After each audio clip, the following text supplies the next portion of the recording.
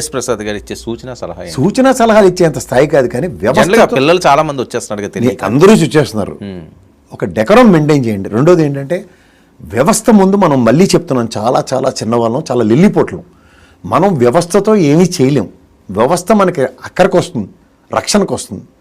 రక్షణకు వచ్చే వ్యవస్థ ఇప్పుడు ఎవరో అక్కర్లేదు. జడాశ్రవణ్ అనే ఒక మాజీ జడ్జి, ఒక అడ్వకేట్ ఇదే రాధా మనోహర్ మీద కనుక కేసు ఫైల్ చేసి కోర్టు పరంగా అతన్ని పిచ్చి పిచ్చిగా మాట్లాడు. ఎందుకంటే అతను ఈ కాన్స్టిట్యూషన్కి అబైడింగ్ సిటిజన్గా మాట్లాడట్లేదు.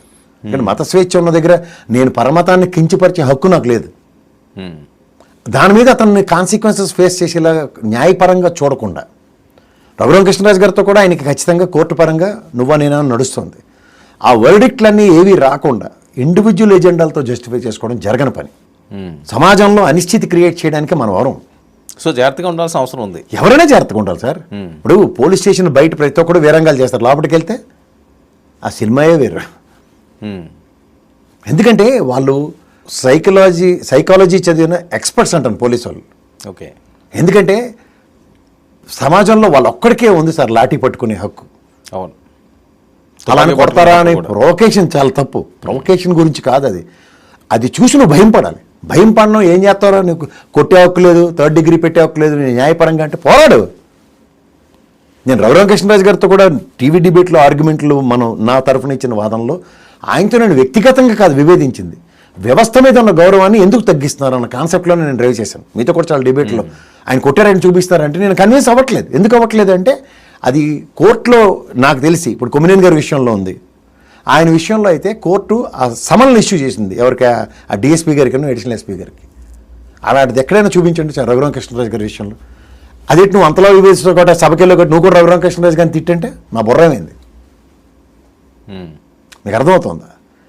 ఇప్పుడు ఇదే రాధా మనోహర్ మీద నేను కేసు వేసి నువ్వు వేరే మతాన్ని ఆ విధంగా అనడం తప్పు అని చెప్పి నేను 4 ఫాస్టర్లతో కేసులు వేయించినప్పుడు నాకు న్యాయం జరగట్లేదు అనుకోండి, అప్పుడు నా ఫ్రస్ట్రేషన్ తీయడానికి నాకు హక్కు ఉంది. నేను ఆ పనే చేయకుండా ఆయన తిట్టే హక్కు నాకు ఎక్కడి నుంచి ఉంది? అప్పుడు ఆయనకి నాకు తేడా ఏంటి? మీకు అర్థమవుతుందా? అవును. సో ఇవన్నీ దృష్టిలో పెట్టుకొని మన ప్రయత్నం సమాజానికి మనం ఏం చేస్తున్నాం అన్నది చూడండి. ఇప్పుడు ఆయన ఎవరో స్వామీజీ ఉన్నాడు ఒక అతను, అదేదో ఒక మఠం విషయంలో ఏదో ఇష్యూ నడుస్తుంది సార్. ఊరికే స్టోన్ డబ్బులు తీసుకెళ్ళారు, వీడియోలు చేశారు ఆయన మీద అంతా. కోర్టుకు వెళ్ళాడు ఆయన, పంచేంద్రియాలు మూసుకున్న వీడియోలను తొలగించారు. రూలింగ్ ఇచ్చింది కోర్టు. మీ మీద ఉన్నాయండి కేసులు? నా మీద లేదండి.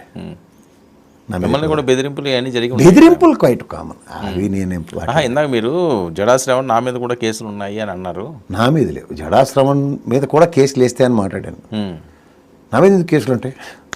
నేను ఎప్పుడు వ్యవస్థను గౌరవిస్తాను. మీ ఎన్ని డిబేట్లో కూడా నేను ఈరోజు పోలీసు వాళ్ళని కానీ న్యాయ వ్యవస్థను కానీ పిచ్చి పిచ్చిగా మాడిన అదంతా లేదు. సో ఏదైనా మనకు అవకాశం ఉంది కదా, లేకపోతే మనకు ఒక మైక్ ఉంది కదా అని చెప్పి ఇష్టం వచ్చినట్టుగా మాట్లాడడం అన్నది ప్రమాదమే. కుటుంబాలు ఇబ్బంది పడతాయి కదండి. ఖచ్చితంగా ఇబ్బంది పడతాయి. ఇప్పుడు కేవీఆర్ కుటుంబం చిన్న పిల్లలండి, అతనికి ఎంత మానసిక సంఘర్షణ అనుభవిస్తారు, అతనికి ఏమవుతుందో తెలియదు లోపల.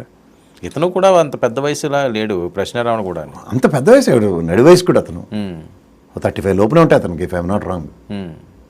ఏదైనా ఇప్పుడు ఎండదటి వాళ్ళ వైఫ్ అపీల్ చేస్తూ వీడియో పెట్టింది, చంపేయండి లోపల ఉంటే అదేం అపీల్ నాకు అర్థం కావట్లేదు. ఎందుకు తను ఒక వీడియో పెట్టడం, తను ఒక వీడియో పెట్టి నేను నిరాహార దీక్ష చేస్తాను, నన్ను ఏం చేస్తారో చెయ్యండి చూసుకుంటాను అని చెప్పి తనే సెల్ఫీ వీడియో తీసి పెట్టడం. ఎవరు? రావణ? అవునండి, నిరాహార దీక్ష చేసే హక్కు ఉంది పోలీస్ వ్యవస్థలో. ఇప్పుడు బయట నాయకులు కూడా 5 రోజులు 6 రోజులు నిరాహార దీక్ష చేస్తే ఉండగలరా? ఎందుకు తీసి పట్టుకెళ్ళి హాస్పిటల్ వేసి సెలవుని పెట్టిస్తారు?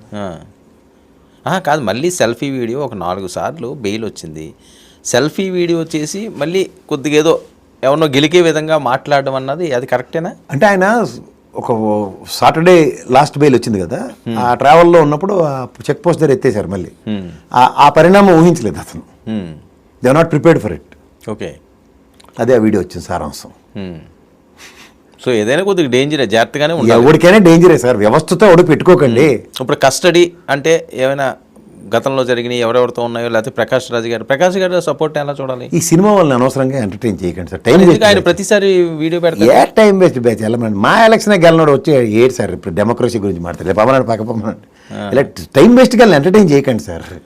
కాదు, ఇప్పుడు వాళ్ళందరూ వీడియోలు పెడుతుంటే కొంతమందికి మళ్ళీ ఆగ్రహవేశాలు వస్తాయి కదా. రానియండి, దానివల్ల ఏమవుద్ది? వాళ్ళు ఎక్కడో దాంకున్న విష్ణువర్ధన్ రెడ్డి కూడా కేసు ఎట్టేసాడు ఆయన మీద. ప్రకాష్ రాజు ఆ వీడియోలకి ఏం వాల్యూ ఉండదంటారా?